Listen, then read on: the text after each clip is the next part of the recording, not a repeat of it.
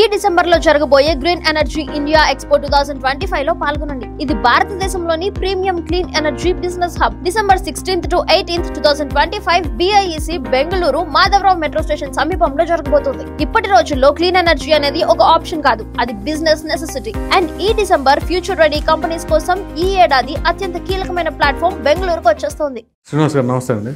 నమస్కారం, అందరికి నమస్కారం. తాజాగా ఒక సంచలనమైన విషయం, మామూలుగా టీటీడీలో వరుస పెట్టి ఆ కల్తీ జరిగింది, ఈ కల్తీ జరిగింది, ఈ అక్రమాలు, ఈ అవినీతులు, అది కల్తీ నెయ్యి దగ్గర నుంచి మొన్న పరకామణ దొంగతనం వరకు. ఇప్పుడు తాజాగా వెలుగులోకి వచ్చిన మరొక అంశం, షాల్వాలు అంటాం కదా, ఈ మల్బరీ సిల్క్ మల్బరీ సిల్క్తో చేసే వస్త్రాలని అవని చెప్పి 100% పాలిస్టర్తో చేసినవే షాల్స్ ఇచ్చారట. అలా 54 కోట్ల రూపాయల కుంభకోణం అంట. ఇప్పుడు తాజాగా వెలుగులోకి వచ్చింది. ఇది మీ నోటీస్లో ఉందండి అది? సో దాని గురించి చెప్పండి. మనందరికీ అంటే మిగతా సంగతి తెలియదు, మనందరం చాలా పవిత్రంగా భావించే దేవుడు వెంకటేశ్వర స్వామి. ప్రపంచంలో నాలాంటి వాళ్ళకి అత్యంత గొప్ప హిందువులకి పరమ పవిత్రమైన స్థలం నాకు తెలిసిన మటుకు తిరుపతేనండి, తిరుమలేనండి. అవును. క్రిస్టియన్స్కి, రోమన్ క్యాథలిక్స్కి వాటికన్ ఎలాగో, షియాలకి సున్నీలకి ఎవరైనా సరే మక్కా మదీనా ఎలాగో, కబలా గ్రౌండ్ ఇరాక్లో ఉందే వేరే సంగతి అండి ఒకటి ఉంటుంది. అది కాకపోయినా ఎలాగో అలాంటి హిందువులకు మాత్రం ప్రపంచంలో తిరుమల కంటే గొప్ప పుణ్యక్షేత్రం మాకేదీ కాదు. మాకేదీ కాదు. కొంతమంది ఉత్తరార్య సనాతనవాది వచ్చాడు, ఆర్యదేవుడు వచ్చాడని కొంతమంది అనుకోవచ్చు, వాళ్ళకేమో. కానీ మన దగ్గర ఉన్న రాజకీయ నాయకులు కూడా దుర్మార్గంగా వాళ్ళ దైవశం చేయొచ్చు. కానీ ఇది మనకైతే మాత్రం ఈ దేశంలో చాలా మందికి కలియుగ దైవం వెంకటేశ్వర స్వామి, ఆపద మొక్కులు వాడు వెంకటేశ్వర స్వామి. చాలామంది నాకు తెలిసిన హేతువాద, నేను కూడా కొంత మూఢనమ్మకాలను నమ్మనండి.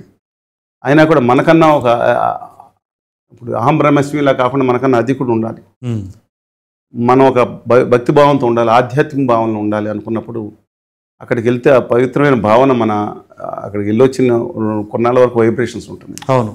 మీరు దాని సైంటిఫిక్ నామాలు అడిగితే నేను చెప్పలేను, నేను మిగతా మూఢనమ్మకాలు వ్యతిరేకిస్తాను.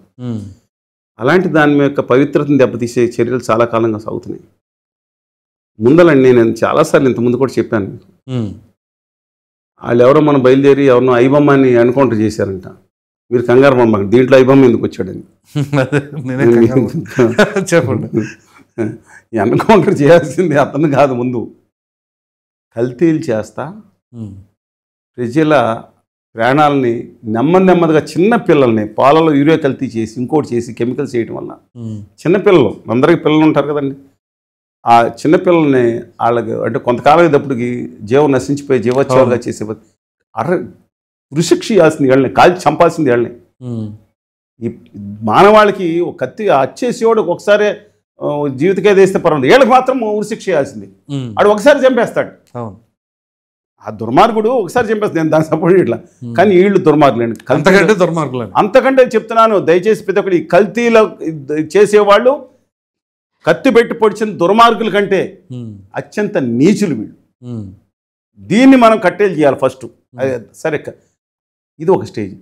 ఒక పవిత్ర భావంతో ఉన్న భగవంతుడికి మనం సప్లై చేసేది, అర్పించేది ఉంటే ఎంత పవిత్ర భావం నుంచి లాభం వేసుకోవద్దని ఎవరు అనరు.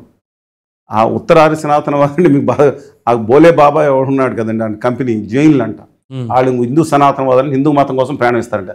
సిగ్గులేని దిక్కుమాల సంత, దరిద్రపు సంత. వాళ్ళకి వెంకటేశ్వర గారు తెలిసి ఉండదు, కానీ ఎప్పటికప్పుడు ఒక్క నేను అనకూడదు కానీ అంత అనుభవిస్తారండి, అంతకంత అనుభవిస్తారండి వాళ్ళు. ఎందుకంటే నేను తీసుకున్నాం కదా లడ్డు. ఈ చెత్త సన్నాసి యదవులు ఎవరైతే ఉన్నారో దీంట్లో భాగస్వామి అయిన వాళ్ళు, నేను ఎవరిని పేర్లు ఏమైనా పెట్టనండి, భాగస్వామి కాకపోతే సంతోషం, అంతే కదా, వదిలిపెట్టడానికి వీల్లేదు. ఇది కేవలం కల్తీ కాదు, మా మత విశ్వాసాల మీద, మా సాంప్రదాయాల మీద దాడి. దీన్ని తేలిగా వదిలిపెట్టకూడదు. Coming back to this point, ఇవాళ సరే మన పొట్టు వస్త్రాలు అంటాం, పొట్టు వస్త్రమే మళ్ళీ మీరు అన్నారు పొట్టు వస్త్రం. ఈ పొట్టు వస్త్రాల ప్లేస్లో ఈ కెమికల్ పాలిస్టర్ పాలిష్ తీసుకుంటే దానికి ఎంత ఉంటుందండి? ఇవాళ మీరు బయట తీసుకుంటే 100 రూపాయల నుంచి 150 రూపాయలు ఉంటుంది అంతే. అంటే మొత్తం 54 కోట్ల రూపాయలు, దాదాపు 40 కోట్లు దొబ్బేసినట్టు. అంతే కదండి. అవును. ఇంకోటి ఏంటంటే మనం దాన్ని చాలా గౌరవంగా చూసుకుంటాం, దాంట్లో ఇలా చూసుకోం. అది క్వాలిటీ చూసేది కాదు కదా, అది నేను నా దగ్గర కూడా ఉన్నాం కాదండి, అది మన క్వాలిటీ చూసుకునేది కాదు కదా, ఇచ్చుంటారు భక్తి భావంతో వేసుకుంటాం తప్ప. అంత ఉందండి. నేను అంటున్నా మనం ఎప్పుడు దాన్ని టెస్ట్ చేయించాలని చూడలేదే. అదే కదా, ఒక నమ్మకం, దేవదేవుడు వెళ్ళినప్పుడు ఒక నమ్మకం. ఇలాంటి వాళ్ళని ఏం చేయాలండి? శిక్ష చూసుకుంటారా? లేదా పొరపాటున ఆయనది వాళ్ళ బాబాయ్ది వాళ్ళ తాతయ్యది ఆస్తులని ఇప్పుడు ఆయన చేసుకుంటారా చెప్పకుండా? ఏది లోకాధారతో పెట్టి సెటిల్ చేసుకుంటారా? లేదండి. ఇవాళ నేను చూశాను, ఇది recently initiate by the chairman Naidu గారి మీద దీన్ని బయట తీసుకొచ్చారంట. 10 సంవత్సరాలు దీంట్లో రాజకీయాలు చేయొద్దు. గత 10 సంవత్సరాల నుంచి 2015-2025 వరకు సాగుతుంటే అప్పుడు 3-4 ఏళ్ళు చంద్రబాబు నాయుడు గారు కూటమి అంటారు, లేకపోతే ఉత్తర భారతీయ జనతా పార్టీ కూటమి 18 వరకు ఉంది కదా, కూటమి అంటారు. మళ్ళీ మధ్యలో తర్వాత వైఎస్ఆర్ కాంగ్రెస్ పార్టీ 5 సంవత్సరాలు, మళ్ళీ ఇప్పుడు ఉత్తర భారతీయ జనతా పార్టీ ఆర్య సనాతనవాదం చెప్తున్న కూటమి ఇప్పుడు పాలనలో ఉంది. పాలనలో ఎవరున్నా సరే ఇలాంటి దుర్మార్గం మీద తర్వాత తీసుకున్న చర్యలు ఏంటండి? మీరు మర్చిపోతాం మనం వాళ్ళ. అవును, ఒక ఏడీ దగ్గర 500 కోట్లు ఉన్నారు, ఏమైపోయాడో మళ్ళీ హ్యాపీగా ఉంటాడేమో. అలాగే కల్తీ మందులు కొన్నాళ్ళు, సరే ఆయన ఏదో చేసాడు పక్కన పెట్టండి, కల్తీ మందులు కొన్నాళ్ళని ఏం చేయాలి? ఉరిశిక్ష వేసారా? ఉరిశిక్ష కాదు, మామూలు శిక్ష అయినా పడితే చాలు. మీరు ఉరిశిక్ష దాకా కాదండి. మీరు ఒకళ్ళు అదేదో సినిమాలో వాళ్ళకి కామెడీగా ఉన్నారు, వాళ్ళ పోసాని కృష్ణమల్లి గారు, ఈ తప్పు చేస్తే ఉరిశిక్ష వేసేస్తారా అని కృష్ణమల్లి గారి మీద అని అంటాడు. అలాగా నిజంగా ఉరిశిక్ష చేస్తారు. కానీ నేను చెప్తున్నాను ఖచ్చితంగా కల్తీ మా మత విశ్వాసాలతో అంటే ఇప్పుడు హేతువాదులు బెటర్ వీళ్ళకంటే డైరెక్ట్ గానే వాళ్ళు నమ్మరు కాబట్టి ఇబ్బంది లేదు. నమ్మను అంటారు, దాన్ని కూడా విమర్శ చేయడం తప్పు. ఎవరు చెప్పిన నమ్మేవాళ్ళు నమ్ముతారు, నమ్మరాలు నమ్మరు, విమర్శ చేస్తాం మనం. ఈ జనాదరణ విమర్శకు అవసరం లేదు, ఎవరు బాధలేదు. కానీ మేము వెళ్ళి పవిత్రంగా స్వీకరించే లడ్డూలను కల్తీ చేసే వస్త్రాలను కల్తీ చేస్తే మాత్రం ఖచ్చితంగా దీన్ని ఉపేక్షించాల్సిన పని లేదు. మళ్ళీ ఆ యాక్ట్ ఏదో తీసుకొచ్చి మరి ఏ స్పెషల్ యాక్ట్ ద్వారా ఆస్తులు రిజిస్ట్రేషన్ చేసుకున్న దాంతోపాటు శిక్ష కూడా వేయాలని కోరుతున్నాను తప్పనిసరిగా. నాయుడు గారి దృష్టికి కూడా తీసుకెళ్ళండి సార్. అది ఆయనే తీశారు కదా, ఇనిషియేషన్ తీశారు. మీకు దీని గురించి చెప్తాను కదా, చర్యలు ఎలా తీసుకోవాలని. చర్యలు ఒకటి. రెండోది ఏంటంటే తప్పనిసరిగా రెండో విషయం ఏంటంటే ఆయన చేస్తున్న ఒక మైనస్లు ఉన్నాయి, దాన్ని రెక్టిఫై చేసుకుంటాం జరుగుతూ ఉంటాయి. ఇంతకుముందు కూడా చెప్పాను మీకు, నాయుడు గారు చరిత్రలో ఉండిపోవాలంటే నేను చెప్తే మీరు అలాగే నేను వెళ్ళిన తర్వాత మిమ్మల్ని ఎవరిని అడగలేదు, మేము ఇండివిజువల్గానే వెళ్ళాం. ఆ లడ్డు నాణ్యత చాలా బాగుందండి. ఓంనాదం గోవింద నామస్మరణ చక్కగా అన్ని చోట్ల రిపేర్ అయిన మైకులు కూడా రిపేర్ చేసినట్టున్నారు. ఉదయం చాలా చక్కగా ఉంది. ఇంతకుముందు వాళ్ళు కూడా బాగానే చేసి దానికన్నా ఇంకా నీట్గా చేసుకుంటూ వచ్చారు. అంత పరిస్థితి బాగున్నాయి. మీరు ప్రవేశపెట్టిన ఆర్టిఫిషియల్ ఇంటెలిజెన్స్ ప్రవేశపెడతాను, ఆర్టిఫిషియల్ ఇంటెలిజెన్స్ మీ సమయంలో మీరు ప్రవేశపెట్టండి. దానివల్ల భక్తులు, ఎందుకంటే 24 గంటలు చాలా ఇబ్బందిగా ఉంది. ముందు కంకణం కింద వేసేవారంటే ఇప్పుడేమో అది కాకుండా వేరే చోట సాయంత్రం 4 గంటలకు వేస్తున్నారంట. అది ఒకటి తేడా ఉందండి. ఉదయం వచ్చిన వాళ్ళకి అక్కడ వేయకుండా అదొకటి సవరించుకోవాలి. రెండోది అన్య మతస్థులు ఏదైతే ఉన్నారో ఎంతమంది వ్యతిరేకించినా సరే 600 106 ఇంతకుముందు చెప్పాను, మాకు పవిత్రమైంది ఇక్కడ వాటికన్ను. ఇందుకు లాస్ట్ టైం కూడా మాట్లాడుకున్నాం మనం. అక్కడ మరొకసారి మళ్ళీ రిపీట్ చేస్తున్నాను, వాటికల్లో క్రిస్టియన్ దేవుణ్ణి అంటే జేసస్ నమ్మన వాళ్ళని, మేరీ మాత నమ్మన వాళ్ళని ఏ మేరీ మాత ఏమన్నా ఉంచుకుంటారా? అలాగే మక్కా మదీనాలో ఈ అల్లా లేరు, ప్రవక్త లేరు అని మాట్లాడిన దాంట్లో ఎంప్లాయీస్ కింద పెట్టుకుంటారా? తిరుపతిలో కూడా మాకు అనుమానంగా ఉంది. కొంతమంది ఉంటాం, మమ్మల్ని భయంకరంగా నెడుతూ ఉంటారు కదా. మమ్మల్ని కాకపోయినా మా మిత్రులు ఎవరన్నా మమ్మల్ని కూడా నెడతారని తెలియకరం గుర్తుపడి చెప్తున్నానండి. వాళ్ళ ఉందేమో కొంతమంది కాదండి, లేదంటే వాళ్ళ వ్యక్తిగత విధానంలో తేడా. భగవంతు దగ్గరికి వచ్చిన వాళ్ళు సేవాభావంతో చేయాలి. ఉద్యోగస్తులు అందరూ ఉద్యోగస్తులు లోపం ఉంది. అది కూడా ఉద్యోగస్తులు కొంత సేవాభావం ఖచ్చితంగా పెంచాల్సిన అవసరం ఉంది. అన్ని మతస్థుల్ని తీసేసి ఉద్యోగాలు తీయొద్దు, వేరే చోట వేయండి. అలాగే మీరు ఏదైతే మిగతా దేవాలయాల్లో వెంకటేశ్వర స్వామి మా ఊళ్ళల్లో ఉంటాయండి. మాది పశ్చిమ గోదావరి జిల్లా, మా ఊళ్ళల్లో పల్లెటూరులో రామాలయం శివాలయం ఎక్కువ ఉంటాయి. వెంకటేశ్వర స్వామి ఆలయాలు తక్కువ ఉన్నాయి. దయచేసి వెంకటేశ్వర స్వామి ఆలయాలు గనక మీరు గనక అక్కడ పెట్టి దూపదీప నైవేద్యాలకి నామినల్గా అక్కడ మా పెట్టి అక్కడ దాంతోపాటు అక్కడ చిన్న ఉపాధి పెట్టిన వాళ్ళకు చిన్న ఉపాధి ఒక రూమ్లో టెక్నికల్ ఎడిటింగ్ చాలామంది చదువుకున్న వాళ్ళకండి ఎలక్ట్రీషియన్ పని కూడా తెలియట్లేదు. ఓకే. ఇవాళ ఇంకోటి చెప్తున్నాను, ఎలక్ట్రీషియన్లో మిగతా వర్క్స్ వీళ్ళు ఎంత సంపాదిస్తున్నారంటే నెలకి 50,000 లక్ష రూపాయలు సంపాదిస్తున్నారు. మీరు చూసుకోండి. ఓకే. పాలకుల్లో ఉపాధి పుణ్యం పురుషార్థం వచ్చేటట్టు. మళ్ళీ చెప్తున్నాను, పుణ్యం పురుషార్థం. ఇప్పుడు మా విదేశీ మత సంస్థలు వచ్చే ఎందుకు వేళ్ళు అనుకున్నాయంటే డబ్బులు కారణమే ఉంటాయి. అలాగే గుళ్ళకు రానివ్వకుండా పంచములని తల నుంచి ఒకటి పుట్టాడు, కాళ్ళ నుంచి ఇంకో సూదులు పుట్టారు, దిక్కుమాల దరిద్రమైన నీచమైన మనువాద శాస్త్రం తీసుకొచ్చి ఆఖరికి పంచములు అనేవాళ్ళు ఎక్కడిని తీసుకోకుండా ఉంచి అంటరాని వాళ్ళని గుళ్ళోకి రాకుండా చేసిన దానివల్ల ఒక కారణం. ఇంకో కారణం ఏంటంటే వాళ్ళని సేవాభావంతో హక్కుని చేర్చుకుంది కూడా మతం కూడా కారణం. మనం విస్మరించలేము. విమర్శ వేరు. ఒక ఎడ్యుకేషన్ సిస్టమ్ తీసి పెట్టారు. పూర్వం చాలామందికి అండి గురుకులాల్లో ఎవరికి ఉండేది దాంట్లో స్పష్టంగా రాస్తుంది, 2 సార్లు పుట్టిన వాళ్ళు మాత్రం అంటే జంధ్యం ఉన్న వాళ్ళు మాత్రం అర్హులు గురుకులాల్లో. ఎక్కడో కోటికి ఒకళ్ళు ఎవరో ఉన్నారని తెలియదండి. శూద్రులకి వేదాలు అంటే చెవులో సీసాలు పోసిన రోజులుండే. సరే, ఏదైనా వాళ్ళ హక్కుని చేర్చుకున్నారు. వాళ్ళ హాస్పిటల్స్ పెట్టి దాంట్లో బొమ్మ పెట్టడం వల్ల అట్రాక్ట్ అవటం.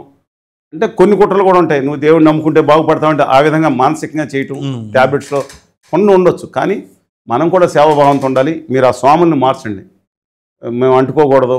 సరే, వాళ్ళ మిగతా వాళ్ళు అంటుకోవచ్చు కదా, అందరూ వాళ్ళ పవిత్రంగా ఉంటారు. నిజం భారతీయ సిద్ధాంతంలో తర్వాత ఆయన విధునంద భారతి గారి దగ్గరికి అప్పుడు వెళ్ళినప్పుడు శృంగేరిలో వాళ్ళు ఏదో మిగతా ఏదో నేను అంటలేదు. ఇక ఈ దిక్కుమాలిన ఈ బ్యాట్లు అమ్మే స్వామి ఉంటాడు కదా, అది దొంగ శారదా పేరుని పెట్టుకుని ఈయనకి కూడా కావాల్సిన వ్యక్తి లిప్కిస్ పెడతాడు. చూసారు లేదు మీరు? నవ్వుతారేంటండి? మిగతా వాళ్ళు మాత్రం ఇలా పువ్వు ఎగరేస్తాడు, నిత్యానంద స్వామి లాగా. ఇదిగా మిగతా వాళ్ళకి పువ్వు ఎగరేస్తాడు. అంటే ముట్టుకోకూడదు, తాము ఏదో బయట నుంచి ఏదో పైనుంచి బూది తలపై నుంచి బ్రహ్మ తలపై పుట్టాడని. గోపాలలో మిథున చక్రవర్తి లాగా ఏం చక్రవర్తి కానండి, నేను చెప్తున్నాను. అందువలన వీళ్ళు ఎంతమంది మిగతా మతంలో పాస్టర్లో లేకపోతే ఎంతమంది వెళ్తున్నారు హిందూ మతంలో అంటే గుడికి. నేను హిందూ మత ధార్మిక సంస్థల గురించి మాట్లాడుతున్నా కాబట్టి దాంట్లో తిరుపతి దేవస్థానం నిధులే వాడుతున్నారు ఎక్కువ. అవును. ఇవాళ పన్నులు కట్టేదంతా హిందువులు. నేను హిందూ మత ఫనటిక్ని కాదు, నేను ఆర్ఎస్ఎస్కి బీజేపీకి సంబంధం లేని వ్యక్తిని, ఉత్తరాది సనాతనవాదాన్ని నమ్మని వ్యక్తిని. ఒక ఆధ్యాత్మిక కూడిన గొప్ప మూఢనమ్మకాలు త్యజించుకుంటూ ఆధునిక భావాలు పుడిపుచ్చుకుంటూ ధర్మ సాపేక్షతో సాగే గొప్ప, ఈ ప్రపంచంలో గొప్ప అనంత గోదావరిగా ప్రవాహం సాగే జీవన విధానం హిందూ మతం అంది. మందే ఆ మతం. అవును. తల నుంచి ఒకటి పుట్టాడు ఉత్తరాది సనాతనవాదం బ్యాచ్ మంది కాదు. ఒక అద్భుత సౌభ్రాతృత్వం, సంయమనం. నిజంగానండి, మీరు ఏసుక్రీస్తు అన్నారనుకోండి, కళ్యాణ్ బాబు గారు ఏం చెప్పారు? అన్ని మతాల్లో పాటు ఏసుక్రీస్తు బొమ్మ కూడా ఉండే, చిన్నప్పటి నుంచి మేము ఏసుక్రీస్తుని పూజించామని కూడా ఆయన చెప్పారు. మీకు తెలుసు కదా, ఆయన మత్స్యాలను ఎప్పుడు మరి ఏసునామం కూడా మోగేదేమో, అది వేరే సంగతి. కానీ అది కాకపోయినా ఎవరన్నా ఏసుక్రీస్తుని తిట్టిన వాళ్ళు హిందువులు ఇళ్లలో ఒక్కటి ఉన్నాయండి? పాపం ఒక్కటి ఉందా? మతం గొప్పతనం చెప్తున్నా నేను. ఒక బుద్ధ భగవానుడిని, బుద్ధుడు అసలు దేవుడే లేడు, విగ్రహారాధన కాదంటే ఆ బుద్ధ భగవాన్ని విగ్రహం చేసి పెట్టి ఆయన కూడా కొన్ని దాని ప్రకారం దశావతారాలు ఒకటి చేసేసాం, మనం ఇంకోటి చేసాం. అసలు బుద్ధుడు అనేవాడు గొప్ప మహానుభావుడు, ఈ ప్రపంచానికి దారి చూపించిన దార్శనికుడు. మన మతంలో అందుకే ఎవరినైనా దూషించే మతమైనా ఇది. కానీ ఇంకో చోట పొద్దున్న సాయంత్రం వరకు హిందూ మతంలో వాళ్ళని దూషిస్తున్నారు. లోపాలుంటే చెప్పండి, మేము అంతే తప్ప ఇంకొక బ్యాచ్ బయలుదేరి మా వెంకటేశ్వర స్వామిని పురాణాలు లేడని, మా అయ్యప్ప స్వామిని, మా షిర్డీ సాయినాథుని కాదని చెప్తున్నారు. రెండింటికి వ్యతిరేకందాం. అందువల్ల హిందూ మత ఆధ్యాత్మిక భావన కాపాడటానికి తిరుపతి దేవస్థానం మీద చాలా గురుతరమైన బాధ్యత ఉంది. ఇవాళ ఆంధ్రప్రదేశ్ రాష్ట్రంలో క్రిస్టియన్ సంఖ్య 1.2 ఉంది అఫీషియల్గా. వాళ్ళకి ఎంతమంది పాస్టర్లకు జీతాలు ఇస్తున్నారు? హిందూ సమాజంలో భక్తితో భావంతో, అంటే కొంతమంది తీసేయండి, ఉండే పూజారులకి ఎంత ఇస్తున్నారు, ఇమాం పాపులేషన్ అంతా వాళ్ళకి ఎంత ఇస్తున్నారు, లెక్కలు తీస్తే మామూలుగా ఉండదు. ఒక గొళ్ళలోంచే డబ్బులు ప్రభుత్వం తీసుకుంటుంది. ఎందుకని చర్చిల్లో దశంభాగం అయితే ఆయన తీసుకుంటాడంట. నేను ఎవరిని ఏ దేవుడిని విమర్శించనండి, అవుట్ ఆఫ్ నేను అడుగుతున్నా. దశంభాగం అంటే వాళ్ళు తీసుకుంటారంట కొంతమంది. ఏ రాష్ట్ర ప్రభుత్వానికి ఎందుకు ఎవరు గొళ్ళదాన్ని ఎందుకు తీసుకుంటుంది? మసీదుల కోసం ఎన్నో రాస్తే వక్ఫ్ బోర్డుల కింద సెపరేట్గా ఎందుకు ఉండాలి? నేను అడుగుతున్నానండి. సమాధానం చెప్పాలి. అలా అని చెప్పి గుళ్ళని తీసుకెళ్ళి ఒకప్పుడు ఎవరు పెత్తందారులకు అప్పచెప్పని చెప్పను. ఆ ధర్మకర్త కాళ్ళ దగ్గర తిరుపతిలో దుర్మార్గం చేసిన మిరాసిదారులు ఎవరు? తమిళనాడు నుంచి వచ్చిన వాళ్ళు చేతులు గుడిని చేతిలో పెట్టుకుని ఆడిచ్చారు. ఎన్టీ రామారావు గారు కనీసం మనమన్నా మాట్లాడగలుగుతున్నాం, లేకపోతే మన ఏమైనా ఉండేదండి? అందుకని ఖచ్చితంగా నేను కోరుతా ఉన్నాను, తిరిగి ఆధ్యాత్మిక భావం నిలబెట్టడానికి, తిరిగి భక్తిభావం ప్రజల్లో పెంపొందించడానికి. ఎందుకంటే పాపభీతి మతాలు ఏర్పరచడానికి, మతాల్లో ముందు భావం వెళ్ళడానికి పాపభీతి ఒక కారణం అండి. మనిషి ఆ పాపభీతి లేకపోతే చాలా ఇబ్బంది. ఇది కొంచెం ప్రజల్లో తిరిగి సన్మార్గంలో పెట్టడానికి మతం అనేది దాంట్లో మంచిదాన్ని వాడుకోవాలి, దాని ముందుకు వెళ్ళాలి. అన్ని మతస్థుల విషయంలో మాత్రం మరొకసారి చెప్తాను, వాళ్ళని వేరే చోట అకామిడేట్ చేసి దాన్ని తీస్తే కొంచెం పవిత్ర భావంతో ఉన్న వాళ్ళని, అందులో హిందువుల్లో కూడా కొంతమంది లెక్కలేనట్టు బిహేవ్ చేసే వాళ్ళు ఉంటున్నారు. వాళ్ళని ఇప్పుడు ప్రైవేట్ సర్వీస్లో అన్నాం, వాళ్ళు చెప్పాలి, ఒరే భగవంతుడు ఉంటేనే భక్తిభావం ఉంటేనే మనం ఉంటాం. ఆయన రాసినట్టు ఎవరో పేతులి వివేకానంద బ్రహ్మస్వామి గారు రాశారు, అలా ఉంటే ఏం పరిస్థితి వస్తుందో నేను చెప్పనండి. మనం బాగుంటేనే భక్తుడికి పవిత్ర హృదయం, మనం ఎందుకు వెళ్తున్నాం, ప్రశాంత హృదయం కోసం వెళ్తున్నామండి. మానసికంగా ఆధ్యాత్మికంగా ఒక భక్తి భావం చూడగానే అలా ఉంచుండిపోయే భావం ఉంటుంది. దాన్ని కాపాడకుండా నేను అంటలేదండి, అరసెకండ్ కూడా మీరు ఏం చేయాలో ఆర్టిఫిషియల్ ప్రకారం చేయండి, చూసే అభిప్రాయం మిగతాది కూడా కలిగించండి. రాష్ట్రం కాదు, అది మొత్తం ఇండియా అంతా వెంకటేశ్వర స్వామి యొక్క భక్తిభావాన్ని పెంచడానికి సాధ్యమంతా ప్రయత్నించండి అని చెప్పి కోరుతా ఉన్నాను. Right sir, thank you. నమస్కారం.